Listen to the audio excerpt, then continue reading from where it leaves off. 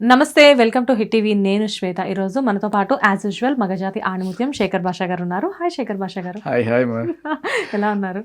బాగున్నారు. యా.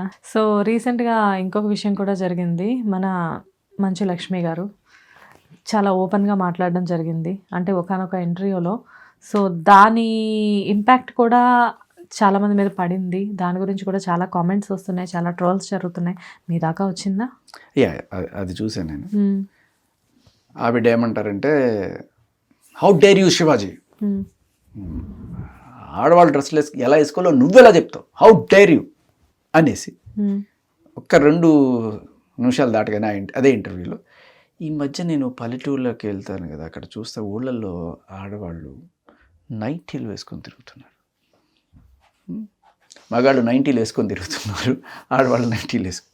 ఈ మాట నేను ఊరికి యాడ్ చేసాను సార్. అదే అర్థమైంది. ఈ మాట ఆవిడ అనలేదు కదా. ఆడవాళ్ళు నైటీలు వేసుకొని తిరుగుతున్నారు.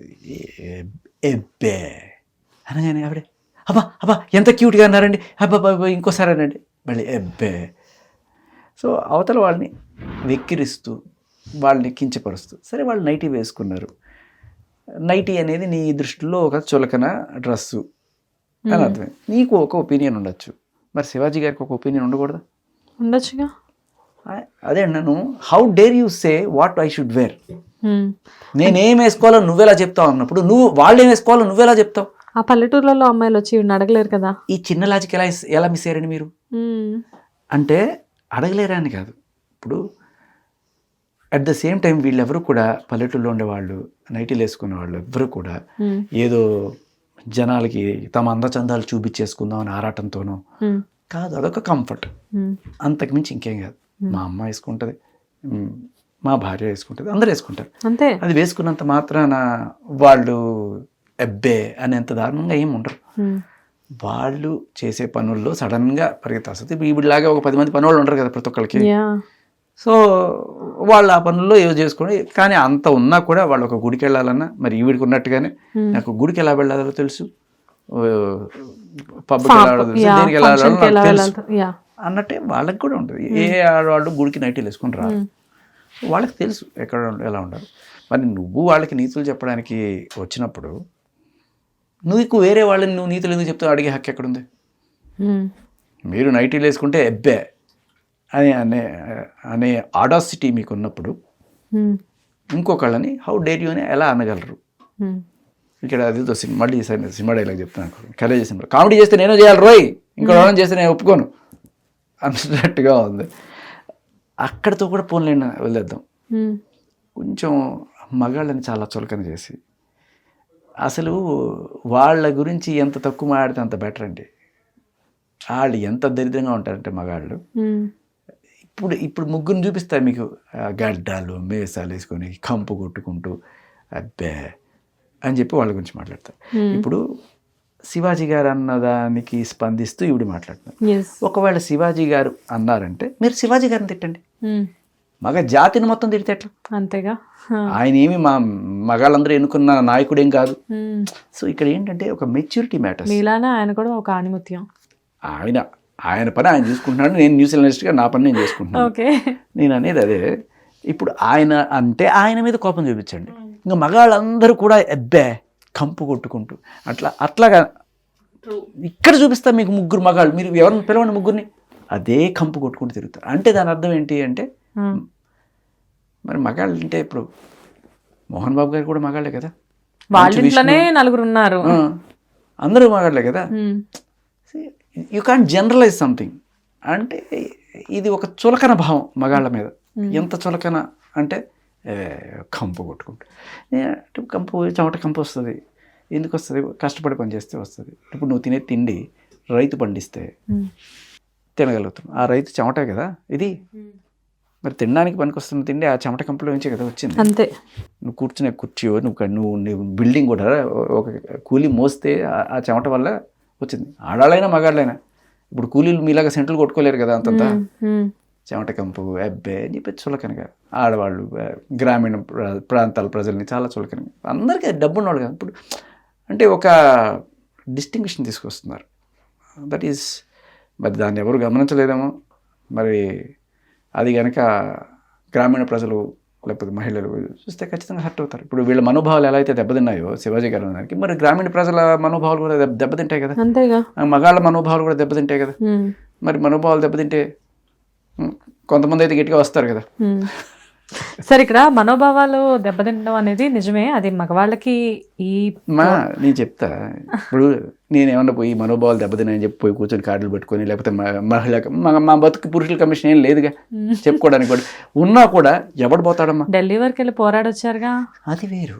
అది మనోభావాలు దెబ్బతిన్న కేటగిరీ కాదు, అది లిటరల్లీ మగాళ్ళ కోసం ఒక కమిషన్ కావాలి. ఎందుకంటే అమ్మా అది చచ్చిపోతున్నారు మనుషులు, ఆత్మహత్యలు చేసుకుని. ఇప్పుడు ఒక అతుల్ సుభాష్ చచ్చిపోయాడు, మన రాజు చచ్చిపోయాడు. రాజు ఎందుకు చచ్చిపోయాడమ్మా, వాళ్ళు ఆవిడ ఆయన మీద కేసు పెడితే పోలీస్ స్టేషన్కి ఇచ్చుకెళ్ళి ఆవిడ కాళ్ళు పట్టించారు అందరి ముందు, అవమానం తట్టుకోలేక చచ్చిపోయాడు. ఆయన బాధ ఏంటో చెప్పుకోవడానికి ఒక వేదిక ఉందా, అదే అడుగుతున్నాను తప్ప ఇది మనోభావాలకు సంబంధించి ప్రాణాలకు సంబంధించి. ఇప్పుడు వీళ్ళు చేసిన పని ఏంటి, సరే నా మనోభావాలు దెబ్బతిన్నాయి అనుకుందాం, మా అయితే ఒక ఇంటర్వ్యూలో చూడండి మ్యామ్ మీరు కొంచెం చూసుకోండి, ఇటువంటివి మళ్ళీ కొంచెం కించపరిచినట్టుగా ఉన్నాయి, అట్లా చేయకండి, అయిపోయి. లేదు మీరు కోర్టుకి ఇడుస్తా, మహిళా కమిషన్ ఇడుస్తా, అది చేస్తా ఇది చేస్తా అంటే మనం అంత ఖాళీగా ఉన్నాం. పూరి జగన్నాథ్ గారు చెప్పినట్టు మనోభావాలు ఎవరికి దెబ్బతింటాయంటే బాగా ఖాళీగా ఉన్న వాళ్ళకి దెబ్బతింటాయి. మహా అయితే ఒక కామెంట్ సరిగ్గా చూసుకోరని చెప్పచ్చు, అంతతో అయిపోద్ది. బా అని ఏడ్చాల్సింది, మా ఏంటి మహిళా కమిషన్ అంట, మాలో కంప్లైంట్ అంట, ఉరేసేయండి, eliminate him sir, eliminate him. Nagarjuna garu eliminate చేసి పడేయండి. అలా ఇప్పుడు కొన్నిసార్లు ఆ ఇంటర్వ్యూస్లో మనకున్న భావాలు అంతలేనుగా బయటకు వచ్చేస్తూ ఉంటాయి. నిజంగా నచ్చకపోవచ్చు, మేబీ ఆవిడకి మగవాళ్ళు అంటే నిజంగా నచ్చకపోవచ్చు, ఫైన్ సార్. వాళ్ళు అలాగే మహిళలు డ్రెస్సింగ్ వీడికి నచ్చకపోవచ్చు, ఫైన్, అదే ఆవిడ ఒపీనియన్, ఓకే, అంతవరకు ఓకే.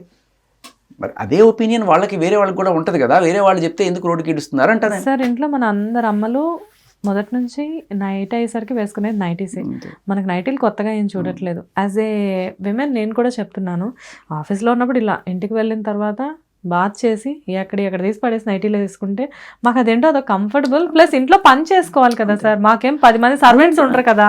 అన్నిటికంటే ఇంపార్టెంట్ ఏంటమ్మా, మీరు ఎవరు ఏ బట్టలైనా వేసుకోండి, బ్యాడ్ ఇంటెన్షన్ ఉండద్దు. వాడిని ఊరించాలి, వీడిని ఊరించాలి, లేకపోతే దాని ద్వారా నాకు లైకులు వచ్చేయాలి, దాని ద్వారా నేను డబ్బులు సంపాదించి, ఇటువంటి ఇంటెన్షన్ ఏం లేదు కదా వీళ్ళకి. Just out of their comfort they are wearing, అస్సలు తప్పట్టలేము. దాన్ని కూడా మీరు వదిలేశారంటే ఇక్కడ వేరే ఇంటెన్షన్ ఉంది. హీరోయిన్లు ఏంటి, వాళ్ళు అందంగా కనబడాలి, గ్లామరస్గా కనబడాలి, ఫ్యాన్స్ ఎగబడాలి, చూడాలి, టికెట్లు కట్టవాలి, డబ్బులు రావాలి, ఇన్స్టాగ్రామ్లో లైకులు రావాలి, పైసలు రావాలి. ఇది వేరే కథ. This is not the both are not same. అది వీళ్ళని అస్సలు తప్పట్లేము, వాళ్ళ కంఫర్ట్ కోసం వాళ్ళు వేసుకుని అబ్సల్యూట్లీ రైట్. ఓకే, నిజంగా వాళ్ళననే రైట్ లేదు. వీళ్ళు పబ్లిక్ ప్లాట్ఫామ్లో ఉన్నప్పుడు వీళ్ళు రెస్పాన్సిబుల్గా బిహేవ్ చేయాలి. ఇప్పుడు ఏమవుతుందంటే రేపు ఆ అమ్మాయికి ఏదన్నా అయితే అని చెప్పి ఆ అమ్మాయి మీద తెగ కన్సర్న్ చూపిస్తున్నారు. నాకు ఆ అమ్మాయి మీద అస్సలు కన్సర్న్ లేదమ్మా. ఆ నిధి కానీ సమంత కానీ వాళ్ళు వేసుకొచ్చిన బట్టలకి వాళ్ళకి ఏదన్నా జరిగితే అది నా రెస్పాన్సిబిలిటీ అట్లా ఎట్లయినా సావని వాళ్ళు చేసుకున్నది వాళ్ళు చూసుకోవాలి. వాళ్ళకి నా సంబంధం అంతా. మీరు ఒక పబ్లిక్ ప్లేస్లోకి వచ్చినప్పుడు అక్కడ చిన్న పెద్ద ముసలి మతక అంతా ఉంటారు. ఒక 13 ఏళ్ల కుర్రాడు, ఒక 15 ఏళ్ల కుర్రాడు, వాడికి ఇంకా విచక్షణ సరిగ్గా ఉండని దీంట్లో వాడు మిమ్మల్ని చూసి లేనిపోని ఫీలింగ్స్ తెచ్చుకోవడం అనేది కరెక్ట్ కాదు. ఒక మేజర్ అన్నా అనుకోండి, దట్ ఈస్ డిఫరెంట్. బట్ ఒక మైనర్స్ మనసుల్లో తప్పుడు ఫీలింగ్స్ని జనరేట్ చేసేటు ఏదైనా సరే దాన్ని మనం ఆపాలి. లేదు వాడికి విచక్షణ, వాడికి నిగ్రహం ఉండాలి అంటే వాడికి నిగ్రహం ఉండాలి అని అనడం కూడా తప్పే. ఎందుకంటే he's a minor, you can't seduce a minor. So అది అబ్సల్యూట్లీ రాంగ్. ఇప్పుడు ఇటువంటి బట్టలు వేసుకున్నవి ఏ సర్టిఫికేట్ అని పెడతారు, కొంచెం నీట్గా ఉన్నవి యూ/ఏ పెడతారు, బాగా పద్ధతిగా ఉండేవి యూ అని పెడతారు. యూ అంటే ఏంటి, ఆ బాలగోపాలం చూడదగ్గ సినిమాలు. మరి అటువంటి ప్లేస్లో మాల్ అనే ప్లేస్లో ఓన్లీ పెద్దవాళ్ళే వస్తారా? పిల్లలకు కూడా పర్మిషన్ ఉంది కదా. మరి పిల్లలకి పర్మిషన్ ఉన్నప్పుడు ఇటువంటి బట్టలు వేసుకోవడానికి పర్మిషన్ ఎవరు ఇచ్చారు మీకు? తప్పు కదా. కానీ సార్ ఈ మధ్యకాలంలో బట్టల గురించి నిజంగానే ట్రోల్స్ అనేవి ఎందుకు ఇంత ఎక్కువగా అవుతున్నాయో తెలియట్లేదు. ఎందుకంటే అమ్మా చాలా క్లియర్ కట్, ప్రతి పేరెంట్ ఈజ్ వరీడ్. అబ్బాయి అయితే ఈ రకంగా ఏదైనా తప్పుడు ఇన్ఫ్లుయెన్స్కి లోన్ అవుతాడని, అమ్మాయి అయితే ఇదే కరెక్ట్, ఇటువంటి బట్టలు వేసుకుంటేనే మనకు క్రేజ్ ఉంటుందని వాళ్ళు లోన్ అవుతారని చెప్పి, ఇది తెలిసి తెలియని వయసులో ఉన్న పిల్లల్ని ఎక్కువగా ఇంపాక్ట్ చేస్తుందనే భయం సొసైటీలో అందరికీ ఉంది.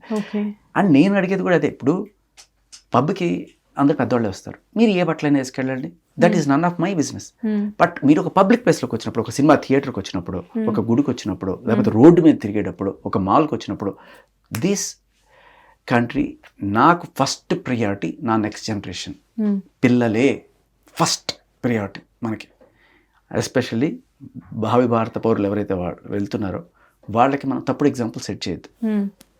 వాళ్ళు మిమ్మల్ని చూసి టెంప్ట్ అవ్వడం కూడా తప్పు.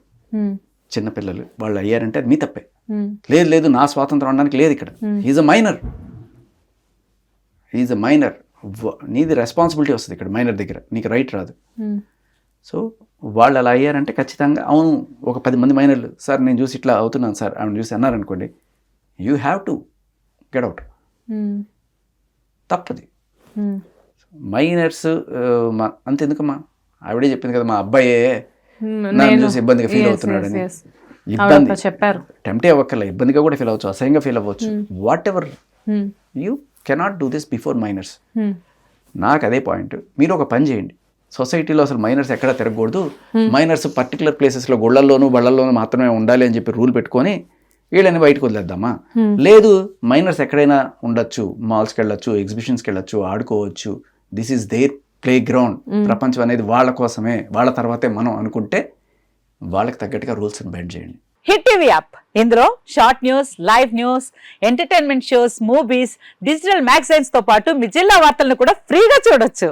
ఇంకెందుకు ఆలస్యం, వెంటనే హిట్ టీవీ యాప్ ని డౌన్లోడ్ చేసుకుని ఫ్రీగా ఎంటర్టైన్మెంట్ పొందండి. Hit TV app. Hit TV app. Please download hit TV app. Hit TV app ని ఫ్రీగా డౌన్లోడ్ చేసుకొని ఎంజాయ్ చేయండి. మీకు నచ్చిన ఎంటర్టైన్మెంట్ కోసం హిట్ టీవీ యాప్ ని ఫ్రీగా డౌన్లోడ్ చేసుకొని ఎంజాయ్ చేయండి. హిట్ టీవీ యాప్ ని డౌన్లోడ్ చేసుకుని ఆస్వాదించండి, ఆశీర్వదించండి. ఇంతమంది సెలబ్రిటీలు హిట్ టీవీ యాప్ ని డౌన్లోడ్ చేసుకోండి అని చెప్తున్నారంటే ఎంత మంచి యాప్ ఆలోచించండి. అమెరికా అమెరికా అమెరికా అమెరికాలో చదవాలనుకునే వాళ్ళకి విశ్వసనీయమైన పేరు మన శౌర్య కన్సల్టెన్సీ. UK లో 1 year masters, UK లో 1 year masters, 2 years work permit up to 5 years visa. Contact Saurya Consultancy. Contact 89851 89851.